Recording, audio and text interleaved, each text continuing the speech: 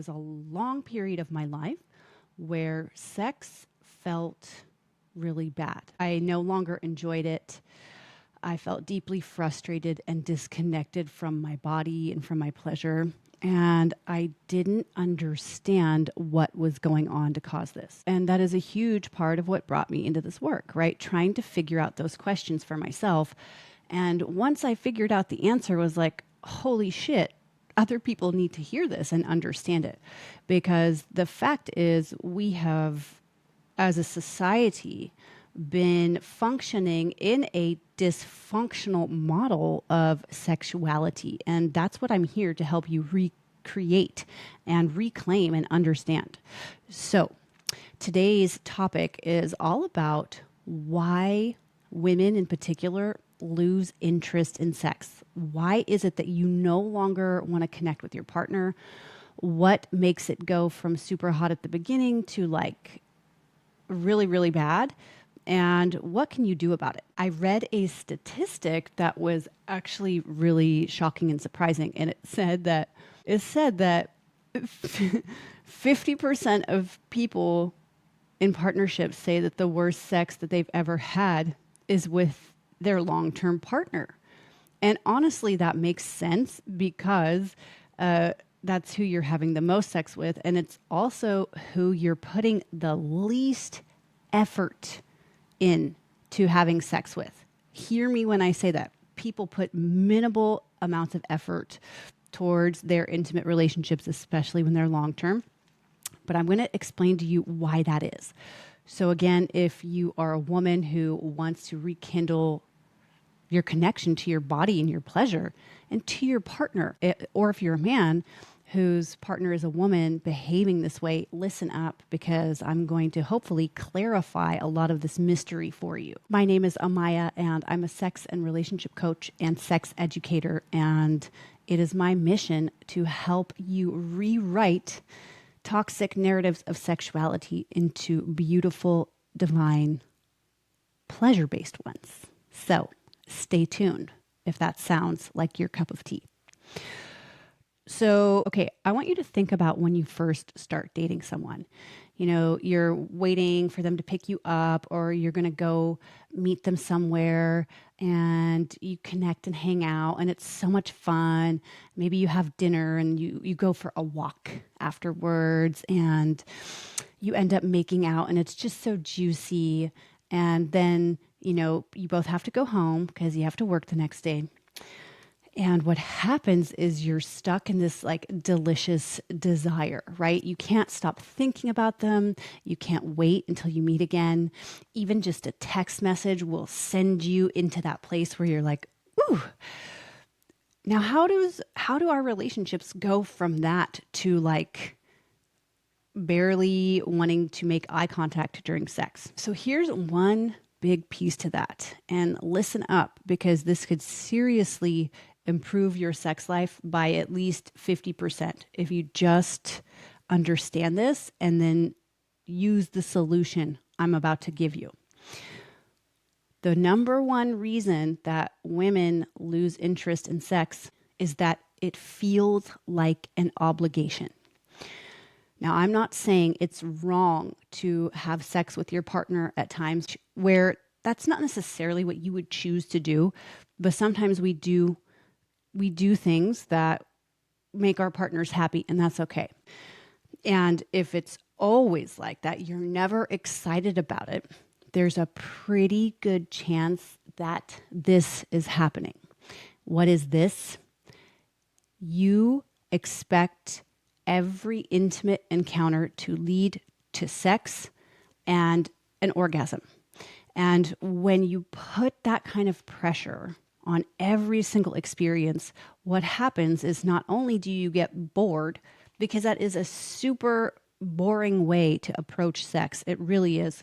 Just thinking about it like shuts me down. It lacks creativity and it lacks the opportunity for desire, and it takes away the opportunity for desire to build, right? That's what's so exciting in new relationships, is that The desire is building. You operate within boundaries for certain periods of time so that that desire, that longing has a chance to increase. What would your intimate life look like if you knew that you didn't have to have sex every time your partner engaged with you intimately? Because here's what's happening for so many people. When every encounter starts to signal sex, you are going to start to turn away from massage. You'll turn away from kissing and cuddling and other types of interactions that you might actually be available for because you don't want to have sex right now. And you're not having conversations about that. So I'm going to invite you right here and right now, if that's happening to you, your partner is on your team. And if they're not, then you should be asking yourself, why am I in this partnership? And that's a different story. But for most people, like, your partner wants you to feel good and your partner wants you to win. So in order for that to happen, you have to take sex off the table for 50% of your encounters, if not a little bit more. I really like 60-40. That works quite well for me. Everybody has a unique dynamic. And trust me, half. So that you become more open to other types of intimacy. This is such a powerful hack, and it's something that I teach all my clients, right? I teach you how to have that conversation, and I give you different tools to explore with and to play around with, so you're not just like, well, what do we do now?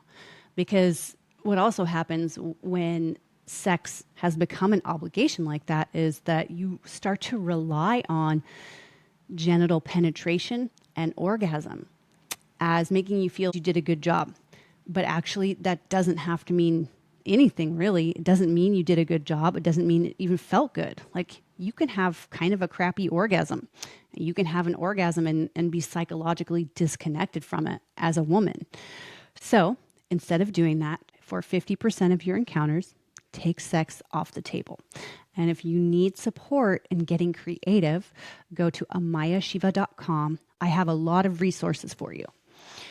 Okay, so we've talked about when sex feels like an obligation, and I'm sure many people can relate to that. Not just women, men can too. But there's something else that's really important to understand about partnership and about relationship. So I had one client who's this absolutely brilliant woman, and she wants to have kids one day. She said, Amaya, I want to have kids one day, and it's my dream to be able to stay at home with them the first years, of their young age. And she came to me because she was having a hard time communicating with her partner, and she was feeling really frustrated and didn't know how to ask for her needs and desires. And what this led to was a disconnection, right? Like a lack of closeness, a lack of real intimacy. And when we got curious about it, so you have this dream of being able to stay at home and be with your kids the first few years that they're born. That makes total sense. And I said, well, what do you feel is the block to that in your current relationship? And she said, well, my partner doesn't make enough money to sustain us both. I said, I get that. That makes so much sense, right? Because you have to have a certain amount of money to be able to support numerous people. This is just the facts. And so what would happen for her is that she'd come home and her partner would be sitting on the couch after work or something, watching TV, whatever it was, and she would get so internally upset, and they would end up in an argument. But the truth is, she wasn't upset so much about the TV watching.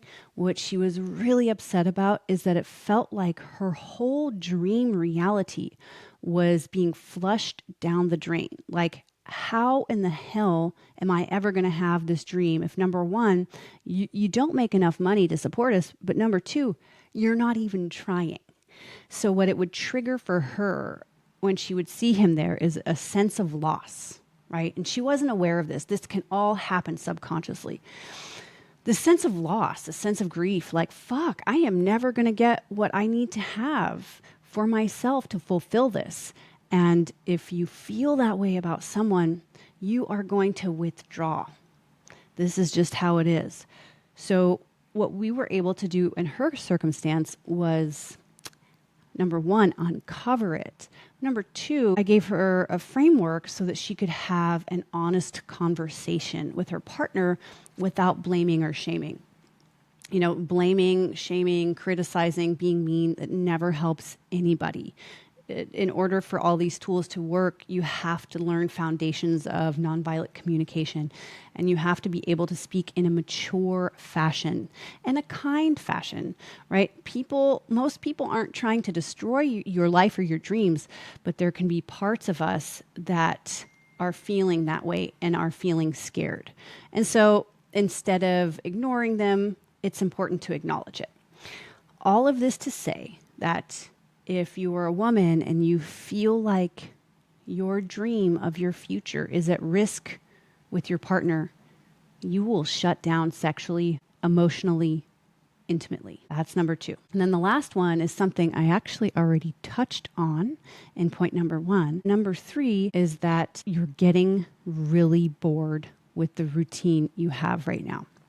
So many partners I've had that are really wonderful, generous men.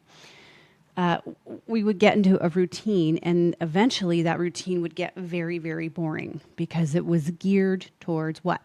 It was geared towards sex and orgasm, and there was very little exploration. So when you have the same routine, you could have the best meal of your life, whatever dish that like just makes you drool to even think about. But if you had it every single day, every time you ate, you would get bored of it no matter how good it is. That is what happens when you don't bring creativity into your erotic relating, right? Learning new skills, practicing new skills is really, really important. Having conversations about trying new things is really, really important. I've personally invested many thousands of dollars in expanding my erotic and my emotional intelligence vocabulary. And it shows when I have encounters. They're beautiful, they're inspiring, and I keep it that way through honest conversations. Not only around like, hey, can we try something new, but honest conversations around like, this is what I'm available for right now. Just to recap, the three big reasons women lose interest in sex, and this could be true for men too, is number one, sex feels like an obligation. Number two, your dream is at risk in this partnership. And number three, yes, sex routine has gotten boring. The good news is that these are all solvable problems with the right frameworks and the right tools. Trust me, I have taken hundreds of people through these processes. So if that is you and you are ready to dive in, please go to amayashiva.com, AMAYASHIVA.com, and check out the resources I have in my blog. I have some downloads. And if you are really ready to take the leap and you want to transform your intimate life in just 3 to 6 months' time, instead of waiting for another decade for things to change, click on apply for free consult. I would love to connect with you. Please let me know what's landing for you in the comments, any insights you may have had. And I can't wait until our next conversation.